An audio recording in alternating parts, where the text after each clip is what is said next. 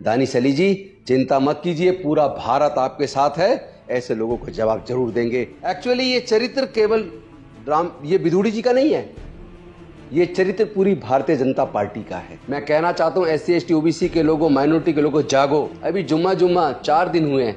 93 में तो आपको आरक्षण मिला था OBC के लोगों को। अरे आपको 43 साल लगे आरक्षण लेने में, लेकिन EWS के नाम पे जनरल कैटेगरी के 12% लोगों में से 10% लोगों को 4 दिन के अंदर आरक्षण दे दिया।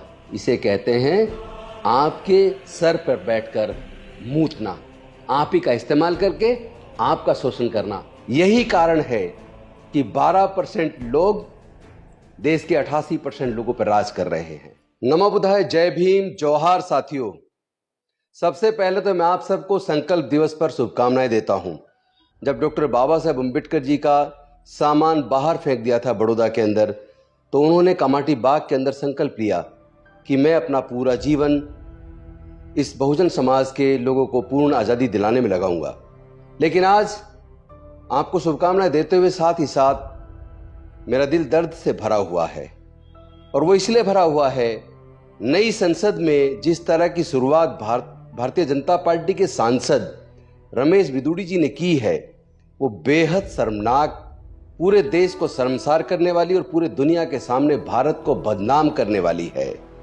लगता है जैसे कि वो सांसद नहीं बल्कि पूरे समाज में आतंक पैदा करना चाहते हैं, पूरे मुस्लिम समाज को डराना चाहते हैं। एक्चुअली ये चरित्र केवल ये विदुड़ी जी का नहीं है, ये चरित्र पूरी भारतीय जनता पार्टी का है। दानिश अली जी, मैं बड़ोदरा में संकल्प भूमि में था, गुजरात में। मैंने वहां आपकी वीडियो देखी, और जिस तरह सौरभ शुक्ला आपसे जवाब मांग रहे थे, और आप जिस तरह आपकी आंखों में एकदम तुरंत आंसू निकल आ रहे, आपने कोई जवाब नहीं दिया और आप अंदर चले गए, ऐसा देखकर मेरा भी दिल दहल गया, मेरा भी मन रो उठा कि भारत ऐसे में बचेगा या नहीं बचेगा। ये लोग तो देश को तोड़ना चाहते हैं, लेकिन आप चिंता मत करना, पूरा भारत आपके साथ है, हम भी आपके साथ हैं। ये भारतीय जनता पार्टी के लोग, मैं पहले से कहता आया हूं, ये देश को तोड़ना चाहते हैं, ये देश के दुश्मन है, यही देश में आतंकवाद पैदा करना चाहते हैं। इनसे बचने की जरूरत है। अपने आंखें खोलो, SC ST OBC और माइनॉरिटी के लोगों, अपनी आंखें खोलो। और दूसरा ध्यान रहे, SC ST OBC का ही हमेशा ये लोग इस्तेमाल करते हैं। विदुड़ी जी किस तरह OBC का होने के बावजूद जातिगत जनगणना के लिए उनकी सरकार ने साफ मना कर दिया, उन्होंने उफ तक नहीं किया।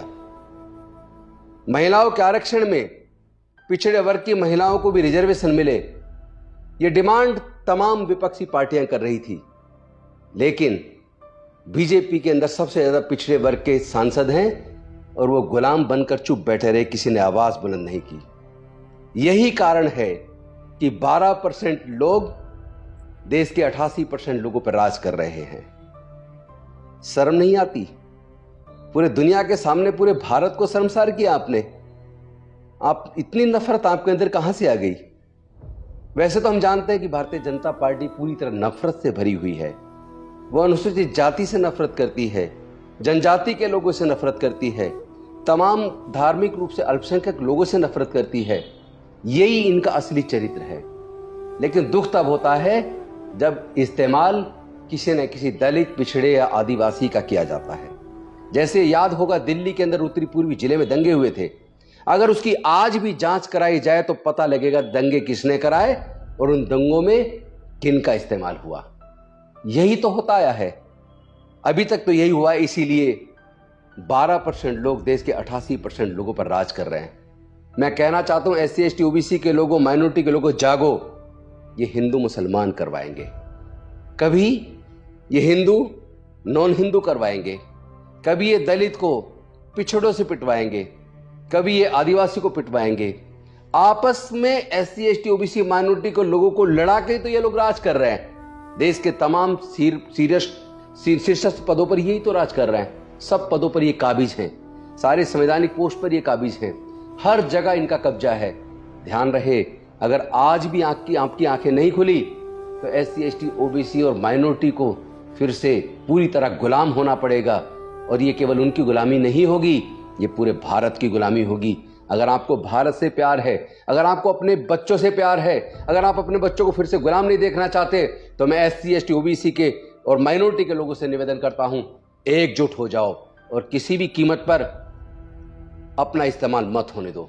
आपस में लड़ने की जरूरत नहीं है, आपस में एकजुट होकर अपने हक अधिकार के लिए लड़ो, अपने इज्जत के लिए लड़ो, अपने मान सम्मान के लिए लड़ो, स्वाभिमान के लिए लड़ो।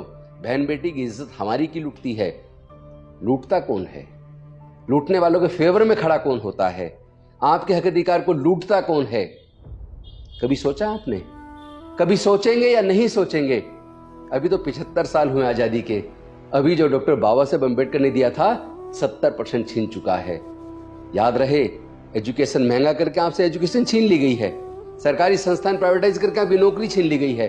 अभी जुम्मा 4 दिन हुए हैं, 93 में तो आपको आरक्षण मिला था ओबीसी के लोगों को।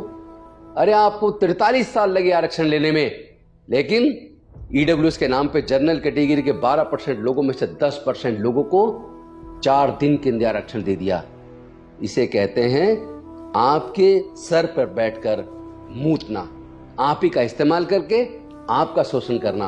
अब आपको सोचना है, आप फिर से गुलाम बनना चाहते हैं, अपनी बच्चों की आंखों के सामने झुकना चाहते हैं, उनसे नजरें छुपाना चाहते हैं, या स्वाभिमान के साथ अपने समाज के गौरव को बढ़ाना चाहते हैं?